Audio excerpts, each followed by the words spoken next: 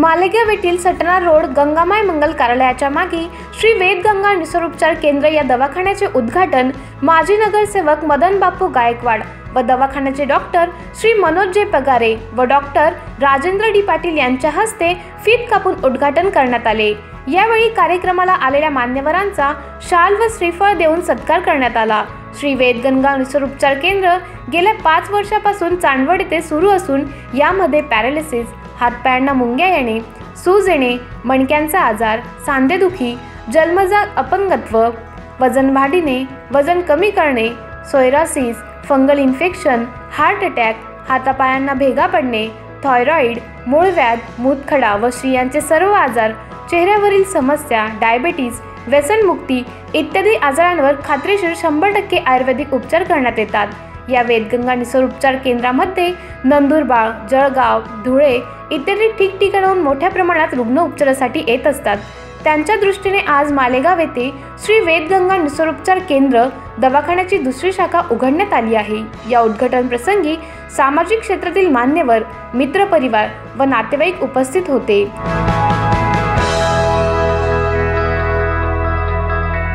वेदगंगा निसर्गोपचार केंद्र आमचे चालक डॉक्टर मनोज पगारे आणि त्यांच्या समवेत त्यांचे सहकारी डॉक्टर राजेंद्र पाटील यांच्याविषयी सांगायचं म्हटल्यावर आता वक्त्यांनी भरपूर सांगितलं, परंतु माझा एक अनुभव आहे।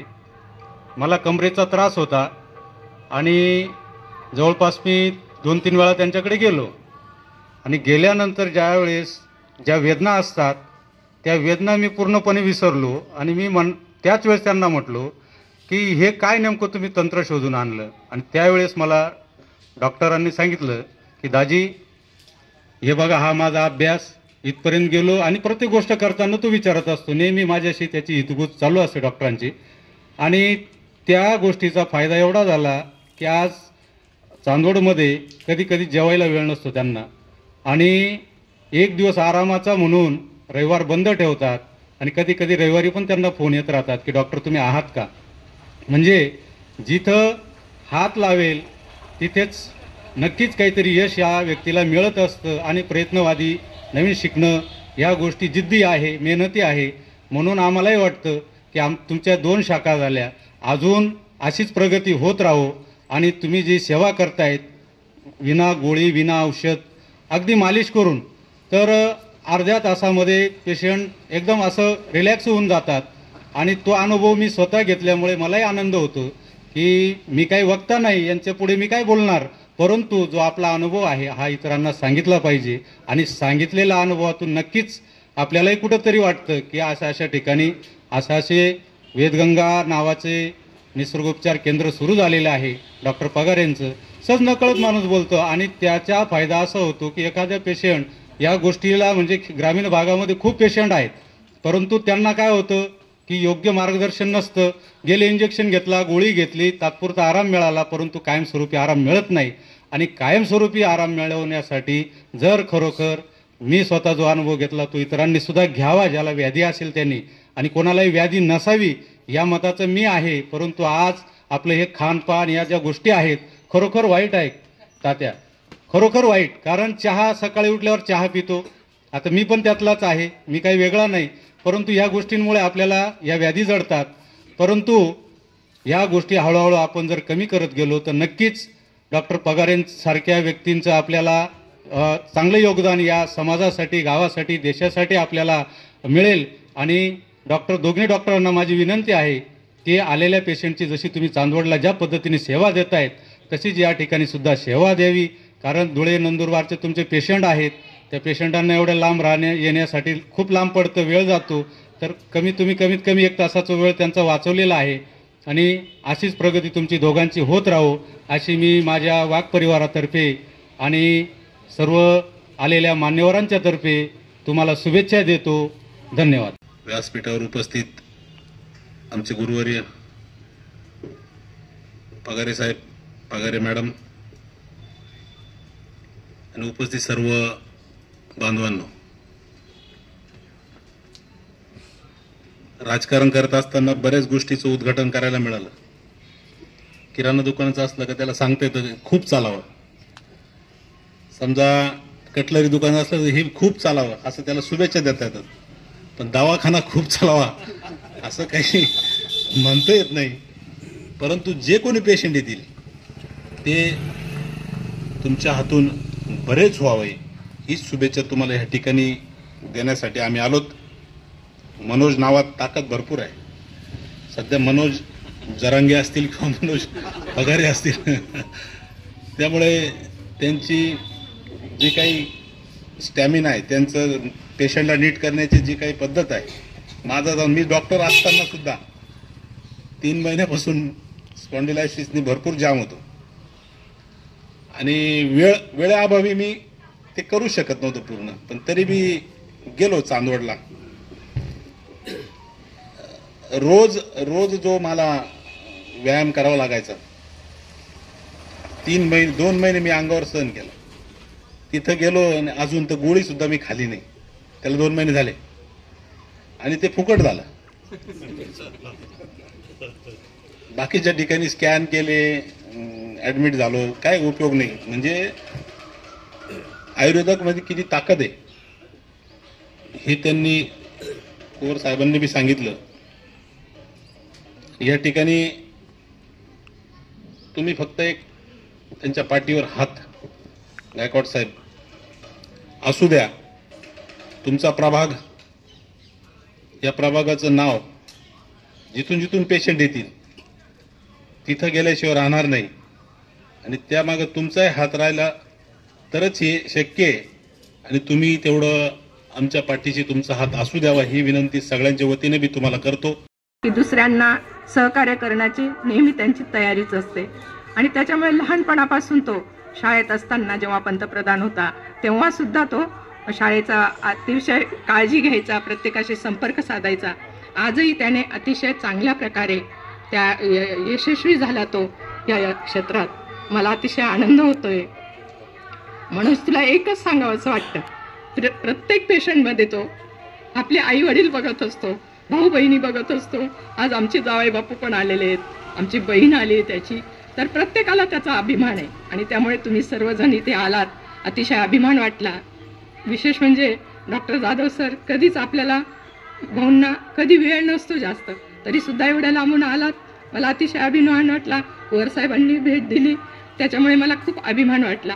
या क्षेत्रात आपण जेव्हा पदार्पण करतो तेव्हा मला वाटायचं की मनोजचं काय कोणत्या क्षेत्रात जास्त तो पुढे जाईल, परंतु त्याने अतिशय स्वकष्टाने स्वबळाने सगळ्यांशी अगदी प्रेमाची नाती टिकून त्याने प्रगती केली. तुला एकच सांगावं असं वाटतं, तुझ्या कर्तृत्वाची गगनभरारी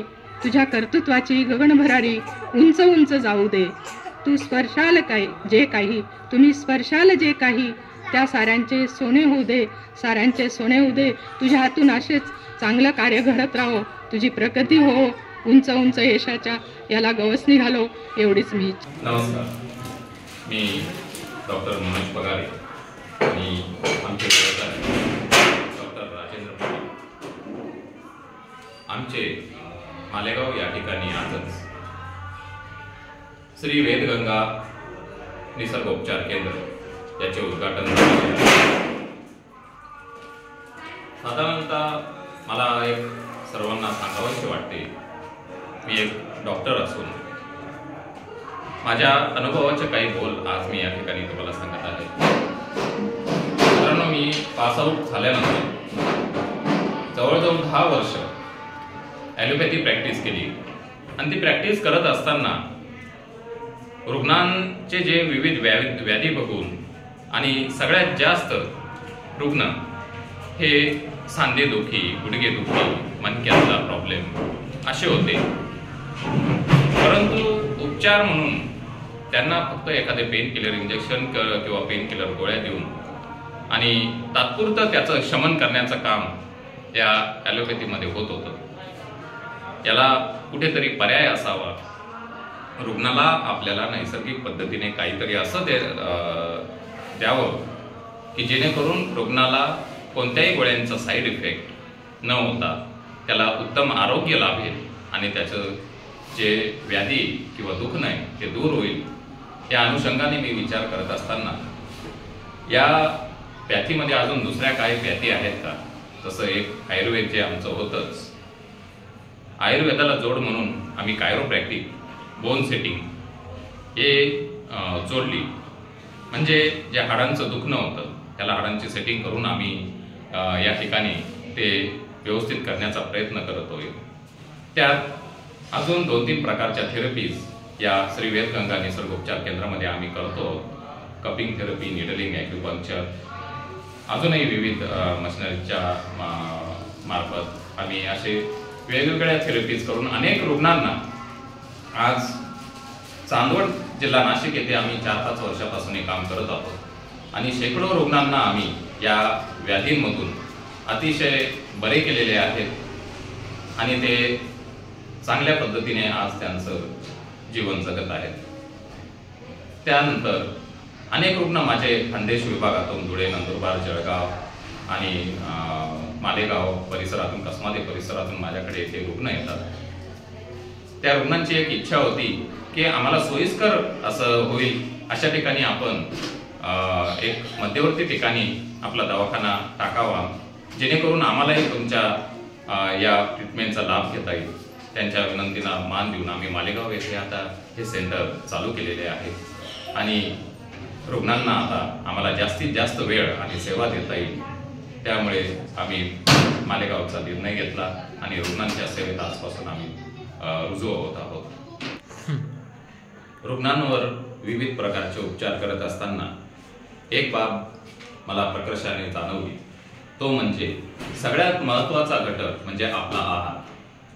मित्रांनो, जुन्या काळी आपल्या पूर्वजांचा जो आहार होता तो अतिशय नॅचरल पद्धतीचा होता, जेणेकरून आज आपण तांदूळ आणि गहू याचे बनवलेले पदार्थ, पोळी वगैरे असो काय, हे खातो आहोत.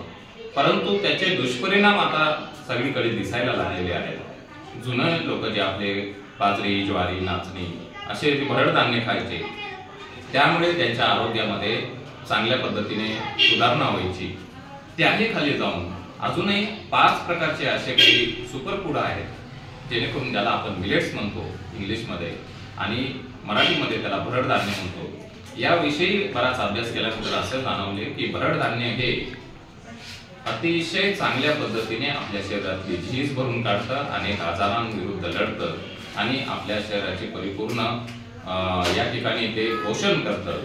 त्या भरड धान्याच्या माध्यमातून, आहाराच्या माध्यमातून रुग्णांचं आम्ही अनेक व्याधींवर विजय मिळवण्याचा प्रयत्न करत आहोत आणि बऱ्याचशा रुग्णांना त्याचे पॉझिटिव्ह रिझल्ट भेटले आहेत आणि व्याधीमुक्त झालेले आहेत. जसे की डायबिटीज वगैरे, हाडांचे दुखणे, नर्वस सिस्टीमचे प्रॉब्लेम, पॅरालिसिस वगैरे, याच्याकरता याचा अतिशय चांगला वापर करून आणि अनेक रिझल्ट आम्हाला भेटलेले आहेत. उत्तर महाराष्ट्र लाईव्हसाठी धनंजय पाटील, चांदवड.